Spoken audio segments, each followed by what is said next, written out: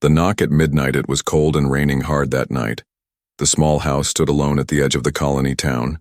Inside, a human man named Jack sat near a low fire. He had just finished dinner, simple rations, nothing fancy. Life was quiet here. Too quiet. He had no family, no visitors, and no one who ever knocked on his door. But tonight, that changed. Knock. Knock. Jack looked up, surprised. It was past midnight. No one ever came this late. He stood slowly, placing his hand on the old plasma pistol. He kept near the door, just in case. Knock, knock, knock. Louder this time. Urgent. He opened the door a little, and froze. There, standing in the rain, was a woman. Not a human. An alien. Her skin was a pale blue, her dark purple hair soaking wet and sticking to her cheeks. Her eyes glowed faintly in the night, filled with pain, fear, and hope. She was not alone. Two small children clung to her legs. They looked weak and cold. The smaller one coughed, and the older one looked up at Jack with hollow eyes. Then, in a quiet, shaking voice, the woman spoke. "Please, I will warm your bed, human. My children need a father." Jack stared at her. The rain dripped from her chin. Her clothes were torn, dirty, and too thin for the weather. The children were barefoot. All of them looked like they hadn't eaten properly in days. But it was her words that echoed in his mind. Warm your bed. My children need a father. He didn't know what to say. "Come inside," Jack finally said. She hesitated, then stepped forward. The children followed. Jack closed the door behind them and grabbed a towel. "Here," he said, handing it to her. "Dry off. I'll make something hot." She took the towel with both hands, gently nodding. Jack moved quickly, heating some leftover soup and adding extra water to make it stretch. He wasn't rich, but he could not turn away a mother with starving kids. As the soup warmed, he looked at her again. She was young, maybe close to his own age. She had markings on her cheek, tribal-looking, faded and worn. Her face was beautiful in a strange, otherworldly way. Her eyes watched everything, careful and quiet, like she expected to be yelled at. "What's your name?" Jack asked. "Xera," she said softly. "My name is Xera." "And the kids?" She placed a hand on each of their heads. "This is Nairi," she said, pointing to the little girl. "And this is Ko." The boy looked about 5, the girl maybe 7. Both were too skinny. "Where's their father?" Jack asked, trying to sound gentle. "Dead," Xera whispered. "Raiders, months ago. After that, no one would help us." She stared into the fire, her voice shaking. "My people say a woman alone is useless. They told me to find a male or starve. But the males only want one thing. I refused. They called me selfish. They said I let my children suffer." Jack felt his jaw tighten. He had seen this kind of cruelty before. On Earth, during the early colonization wars. It didn't matter the planet. Some people were always the same. Xera looked at him. "You are human. They say humans are kind and strong. They say humans protect their mates. I came to see if that is true." The soup was ready. Jack handed out bowls, watching the children eat like they hadn't had food in days. Xera didn't eat right away. She gave her portion to the children. Jack noticed. "No," he said, giving her his own bowl. "You eat too." She looked surprised, but took it. Quietly, she began to eat. That night, Jack prepared a small bedroll for the children and gave Xera a blanket. As he dimmed the lights, he heard her voice behind him. "You did not ask for anything in return," she said softly. "Why?" Jack paused, then answered, "Because it's the right thing to do." There was silence, then footsteps. Jack turned. Xera stood at his bedroom doorway, the blanket around her shoulders. She wasn't trying to seduce him. She wasn't begging. She just looked tired.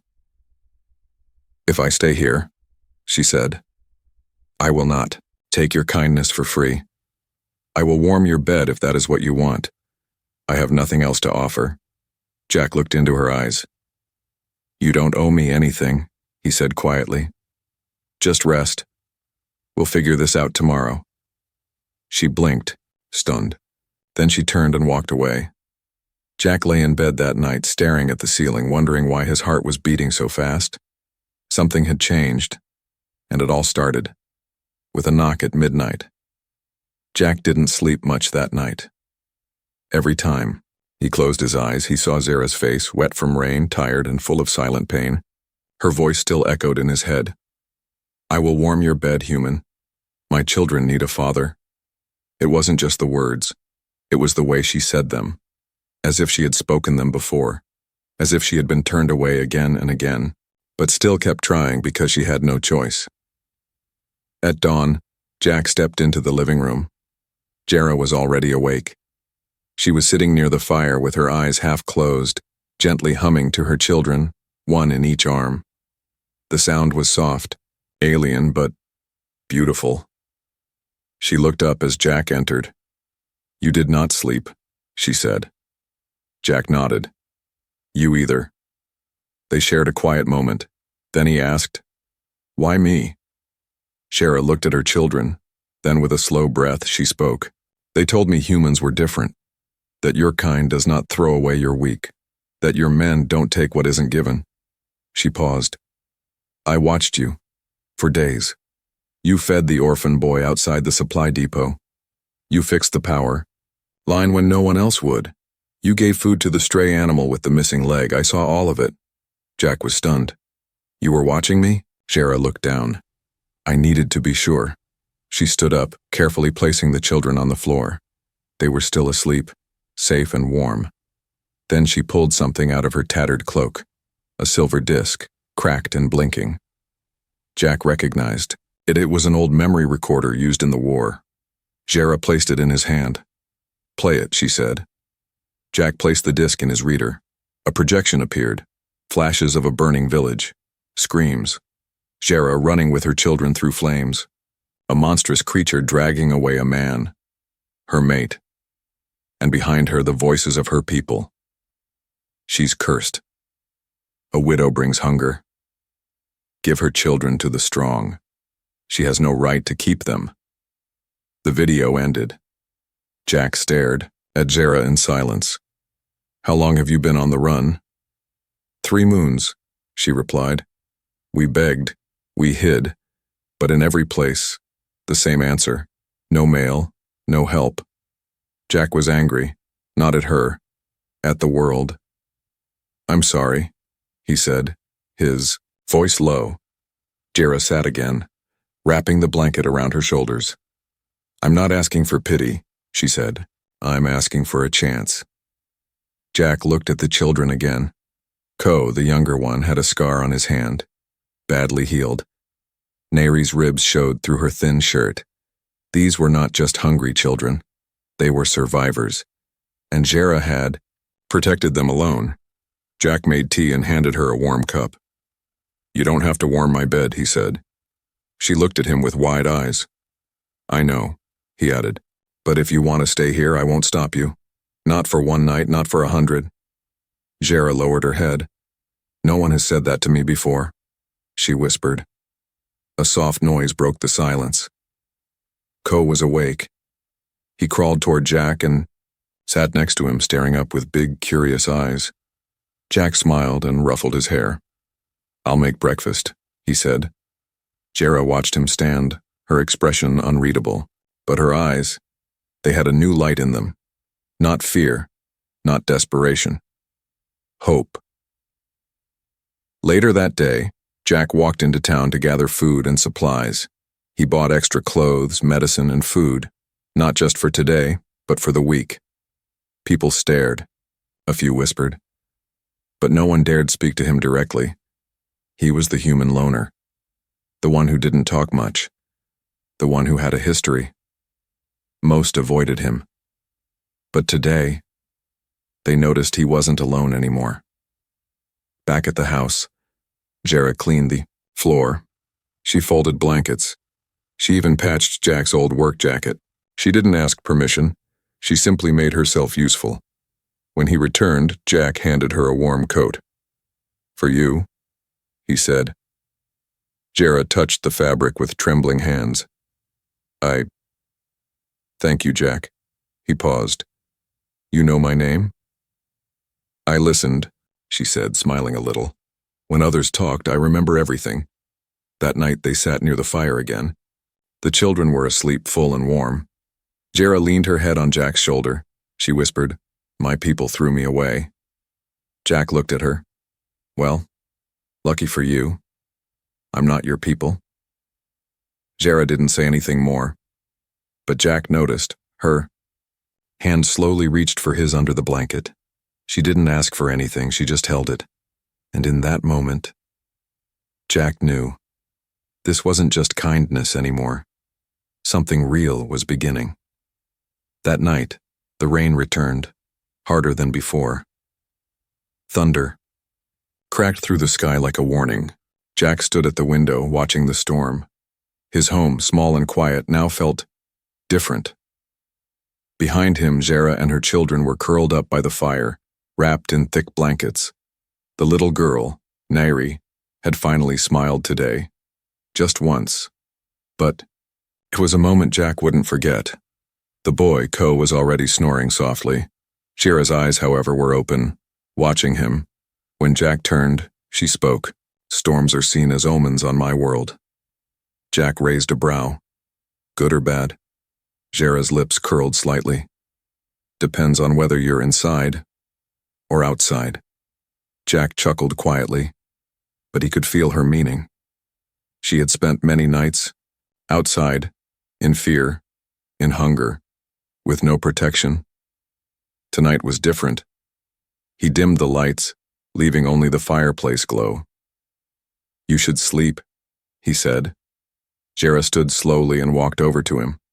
"I will. But not out there." She pointed toward the couch. Jack blinked. "What do you mean?" "I meant what I said before. I will warm your bed, human." Her voice wasn't seductive. It wasn't a trick. It was soft, sincere, and tired. Jack's throat tightened. He took a slow breath. "Jera, I didn't help you for that." "I know," she said.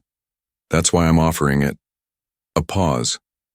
"I have nothing else to give," she added. Jack stepped closer.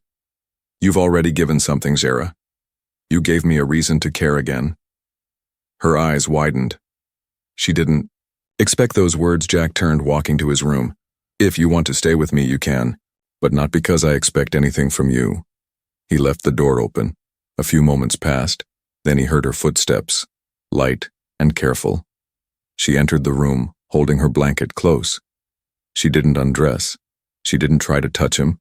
She simply climbed into the other side of the bed and lay down, her back turned slightly, respectful of space. But her presence was warm. Jack didn't say anything. Neither did she. For a while they just lay there, both pretending to sleep. But neither of them could. After minutes of silence, Xero whispered into the dark. "In my culture, sleeping beside a male is sacred. It means trust, not ownership." Jack turned his head. "That's rare," he said. "In most cultures I've seen it means something else."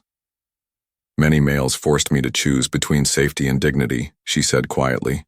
"But you gave me both." Jack's heart beat faster. Outside, thunder rolled. Wind howled against the walls. But inside, it was peaceful. Jera turned slightly, looking at him under the dim glow of the fireplace through the door. "Why, are you alone, Jack?" He hesitated. "I used to be a soldier," he said. "Lost people. Lost someone I never stopped thinking about." "A mate?" He nodded. "She died in a supply raid. I couldn't save her. After that, I stopped trying to save anyone." Jera placed her hand gently over his. "You just saved me." Jack didn't pull away. Her fingers were soft, but there were small scars. He could feel them. She had survived much. And yet, here she was, lying beside him, trusting him. The wind howled louder. Rain slammed against the windows. Jack slowly turned on his side. So did she. They lay facing each other now, just a few inches apart. Jera whispered something in her native tongue. Jack didn't understand it, but the way she said it made it sound like a prayer. Then she smiled. Not big. Just a soft smile. Peaceful. Grateful. Jack whispered, "What did you say?" She replied, "I thanked the stars for giving me one night of safety." That night they didn't kiss. They didn't touch.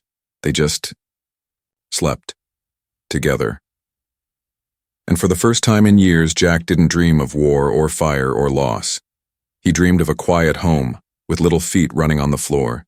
He dreamed of laughter. He dreamed of Jera, not as a visitor in the storm, but as someone who had always been meant to arrive. When Jack woke up, the storm was gone. The house was quiet, filled with soft morning light. But something felt different, not outside but inside him. He turned his head. Jera was still beside him, sleeping peacefully for the first time since she arrived. Her face looked softer in the light. Calm. Safe.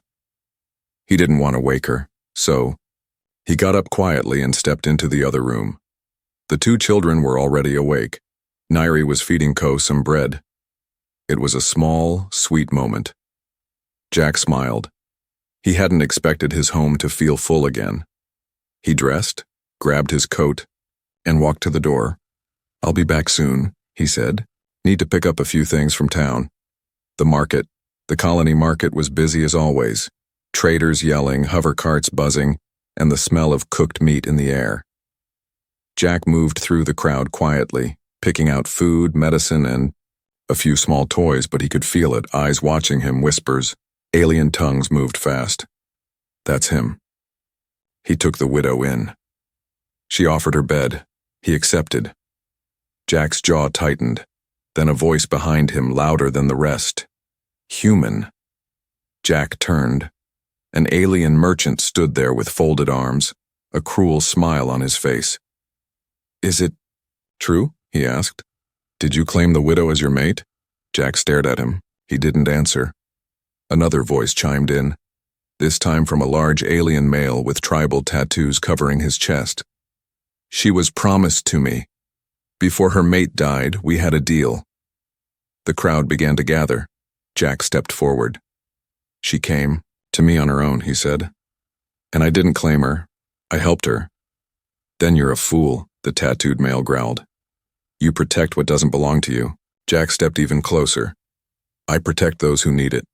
Try hurting her or those kids, and you'll find out how humans fight." The crowd went silent. A pause. Then, the alien male spat on the ground. "Keep your trash. She's ruined anyway." Jack didn't move. He just looked him dead in the eye. "Call her trash again, and I won't walk away next time." The alien turned and vanished into the crowd, but the whispers remained. Back home.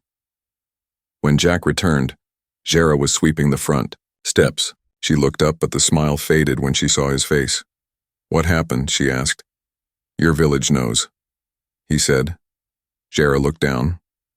They would find out sooner or later. Jack handed her the food and supplies. She took them quietly. "Did they say anything else?" Jack nodded. "One said you were promised to him." Jera's hands shook slightly. She placed the basket down. "That male, his name is Drovek. He wanted me for breeding. He offered my mate food in exchange for me, but my mate refused. After his death, Drovek claimed me as payment." Her voice grew cold. "I refused. That's when the village turned on me." Jack clenched his fists. "They won't touch you again," he said. Jera looked into his eyes. "They will try. They don't care about rules, only pride." Jack walked to the front of the house, scanning the road. "They'll have to come through me." That night Jera cooked dinner, real food this time. Spices Jack hadn't smelled in years filled the room. The children laughed. The air felt warm. But beneath the smiles, Jack felt the tension. They all knew. The peace wouldn't last. Later, As the children slept, Jera sat beside Jack on the small wooden bench outside. "I didn't mean to bring danger to you," she said. "You didn't," Jack replied. "You brought something else." Jera tilted her head. "What?" Jack hesitated. "Life," he said.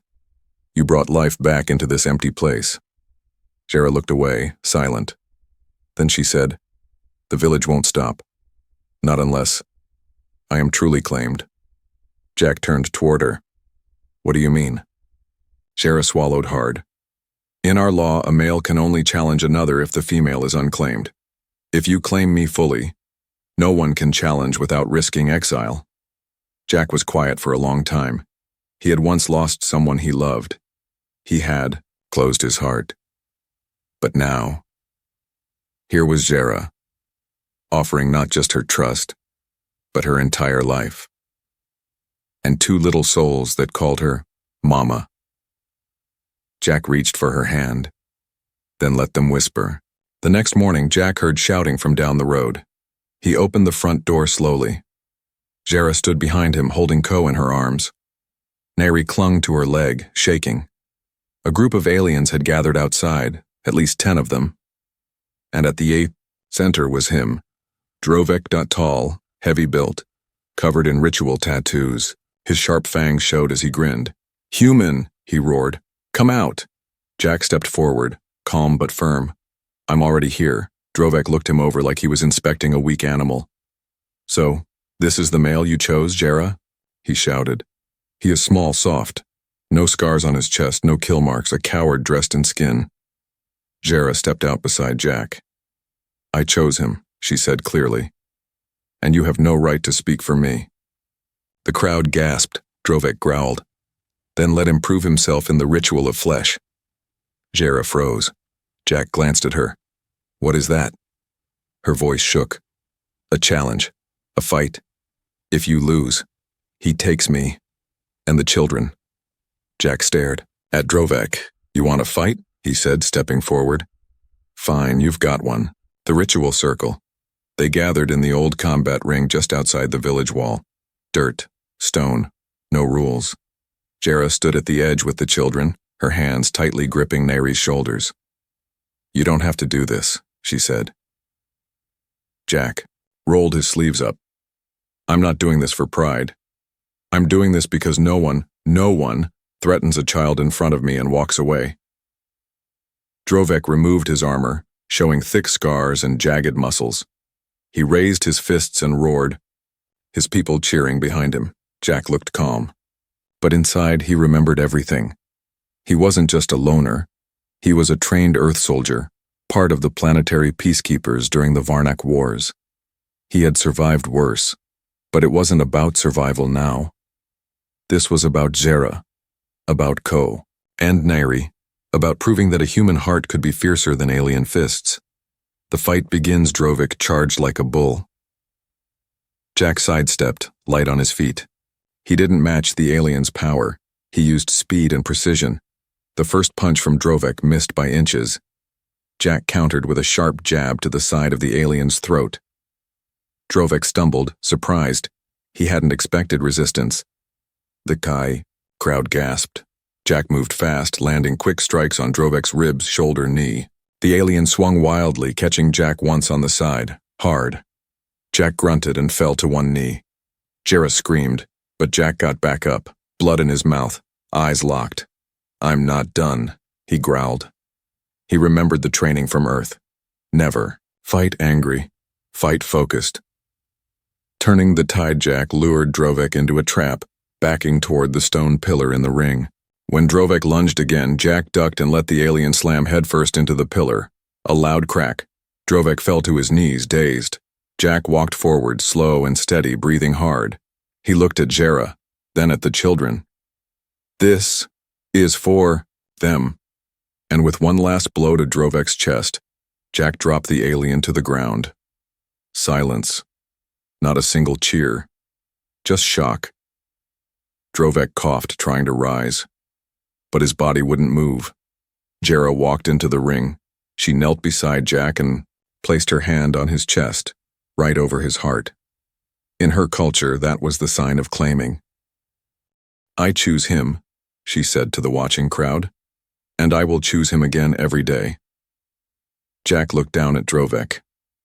"I didn't do this to prove I'm stronger," he said. "I did this so you'd never threaten her again." He turned to Zara.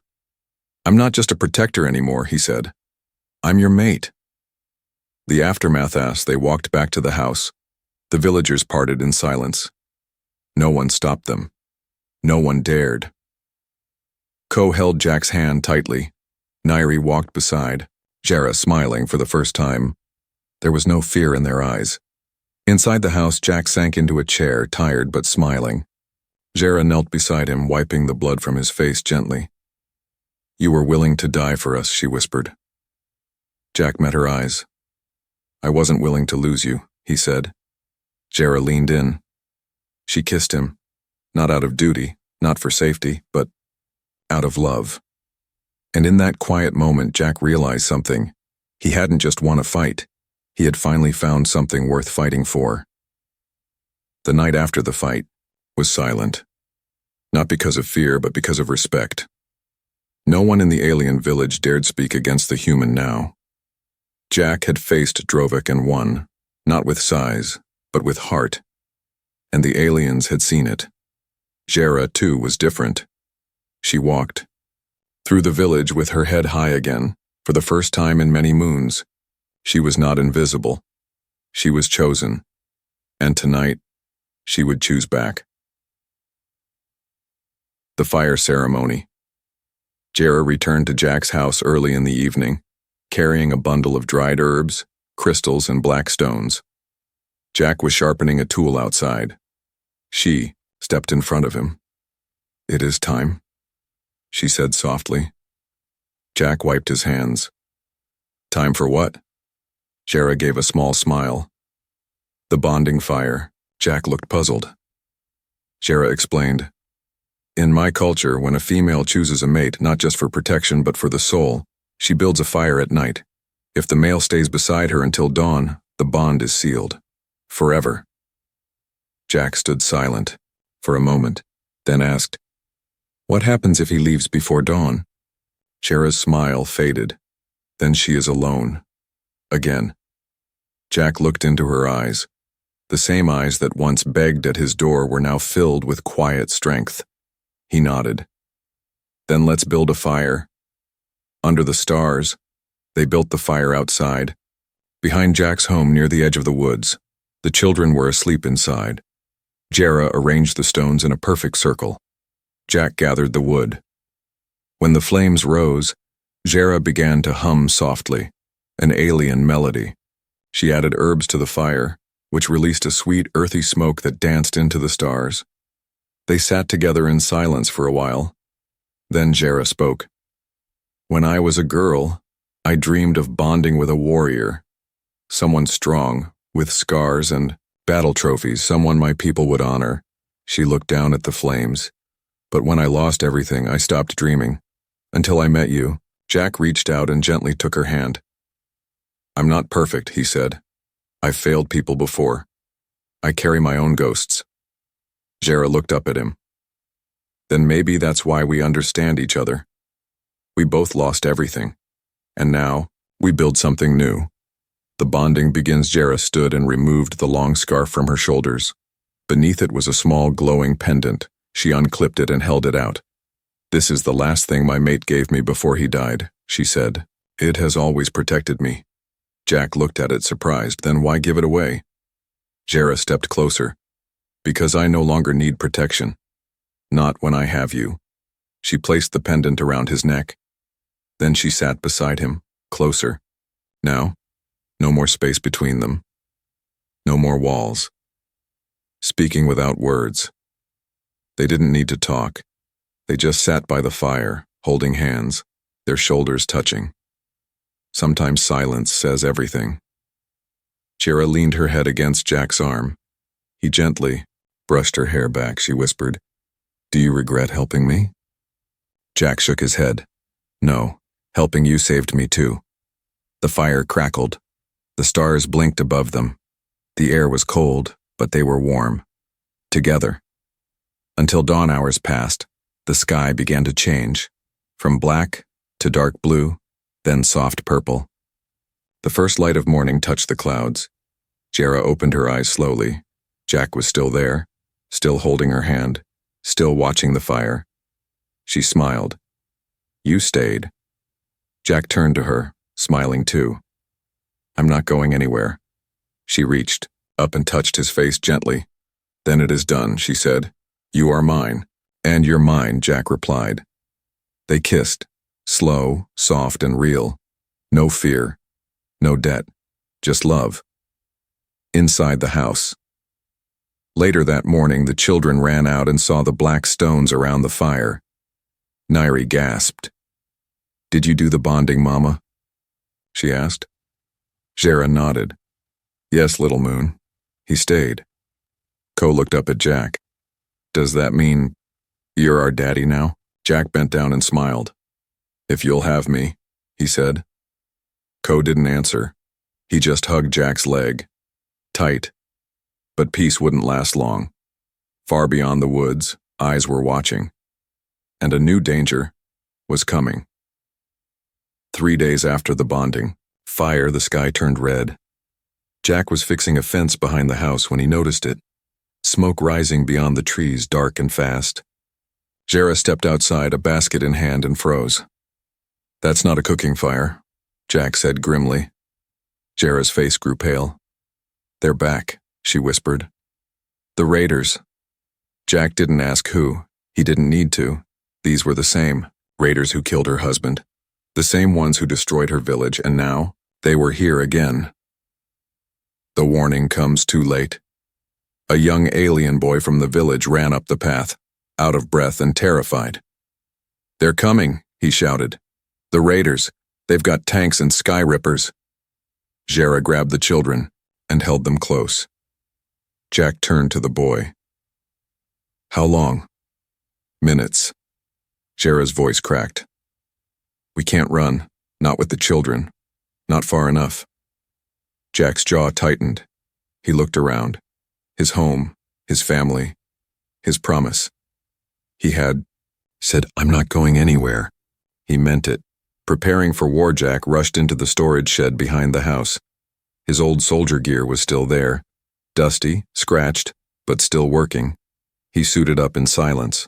Armor plates, energy pistol, old earth blade, one pulse mine left. Jera watched him, fear in her eyes. You were a warrior once." Jack nodded. "I was trying not to be again." She placed a hand on his chest. "Then be one now." He looked into her eyes. "I'll buy time.